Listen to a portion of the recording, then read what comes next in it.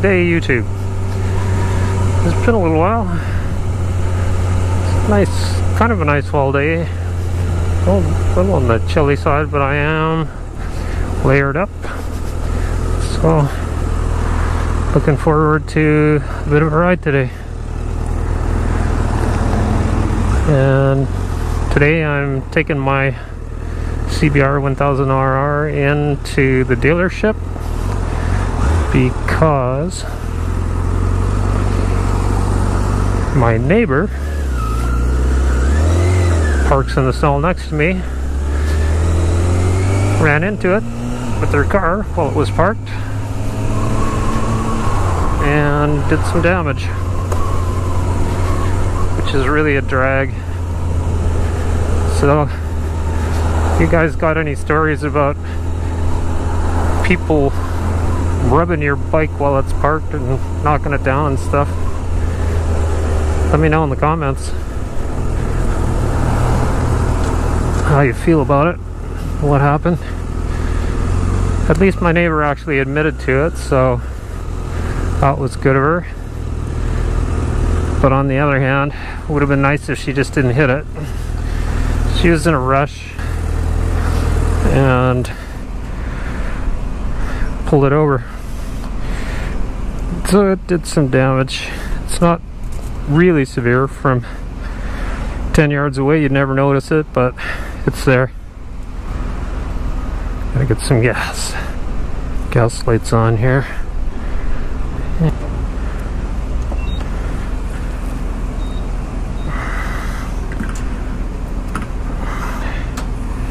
No ethanol. That's what I like to hear. Ethanol is actually not good for engines. If you have a choice, get no ethanol. But they're putting it in a lot of gas nowadays. Just can't seem to get away from it. Do my best though. $17. Amazing. No, $18. And she's pretty darn full. That was quick compared to a car, huh? Cars take forever. I am really late.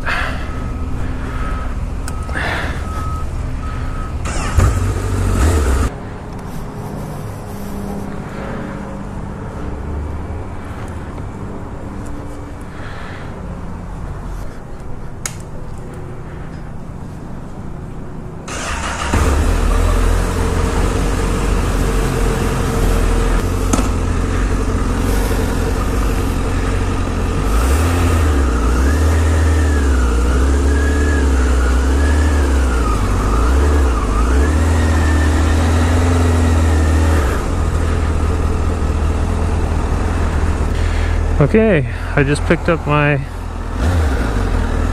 CBR from the dealership, Carter Honda over there, and you can see into the mirror over there. There was definitely some damage to it from the tip over, and they're gonna get it repaired for me. Front fairing has to be replaced, side or front cowling, side fairing, muffler, bar end, brake lever, clutch case cover, and this plastic fairing support here. So, oh, and both mirrors. So it definitely did some damage. And all that from tip over from my neighbor dragging along with her car.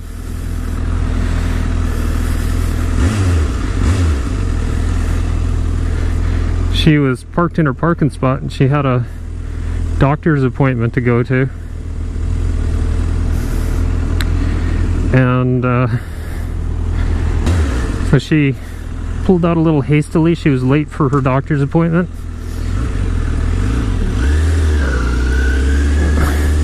And as she pulled out, she cut the corner of our parking spots. My bike gets parked perpendicular to the front end of, well, to the parking spot. So kind of along the front of the car, sideways in the spot, but you know, safe. Hey folks. And she clipped the corner, and in so doing hit the front wheel of the motorcycle, dragged it, and the front cowling and the mirrors dragged down the side of her car a little bit, so it scraped them up, and then it cracked this cowling here.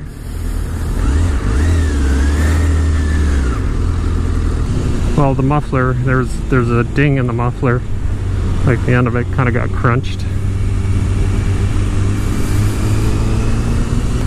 And the bar end got ground off a little bit. There's some metal missing from it, counterweight on the bar end. And the brake lever got ground a little bit. Bikes are pretty heavy. They're really not meant to be tipped over on their side. And speaking of that, some people like to put the frame sliders on, and I just wanted to let you guys know I don't have them, and I don't think they're a good idea. And the reason that I don't think they're a good idea is that usually they drill holes in the frame in order to put them in, and drilling the holes in the frame weakens the frame, and if you're involved in an accident, it can crack the frame. It can basically total your motorcycle. So I'd rather deal with fairings being damaged and bar ends and stuff like that if it happens, than put a frame slider on. If you're in an accident, even a severe accident, without the frame sliders, odds are you'll just, you know, like, I mean, if it's a single vehicle thing, you go down, you low side or you high side, you'll just scrape up your fairings or mufflers and things like that, and they can be replaced and you'll be back on the road. Or you can just kind of ride it as is, as long as it wasn't badly tweaked or anything. So I'm not a believer in the frame slider thing. Some of the stunt bikes, they put cages around the engine, and you know, if it's properly done, I think that's a little bit different. It can be okay, because it kind of acts like a subframe and supports things, and can even make your motorcycle a little bit stronger. But those things are sort of ugly looking, if you ask me. That's, stunters live with it, I guess, because it's either that or your bike, you know, you'd go through like 4 or 5 bikes a year, because stunting is, you're definitely going to trash your bike and wipe it out. That's kind of why I recommend starting off in the dirt and then moving to the street. You know, if you want to learn to stunt, you'll get all your skills in the dirt, and you can learn a hell of a lot. It's a lot of fun. There's less chance, you know, there's less things to hit. If you're going to hit something, chances are you're going to hit a stationary object and not a car. And so it's a little bit less risky than being on the street. And you can do your stunts and stuff, and it's legal, you know, it's a legal place for you to do stuff. So try new things, learn new things.